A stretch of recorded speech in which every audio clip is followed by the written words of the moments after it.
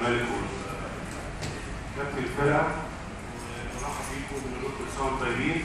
وبنبدا الحوار المؤتمر الصحفي، كل واحد بيقدم نفسه، الجريده اللي تابع ليها ويوجه سؤاله لمين.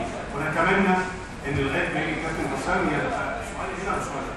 ما يبقاش نبدا باليمين بعد اذنكم. اتفضل. انا عاوز دستور. كنت عايز اعرف تقييم وزن المواطن.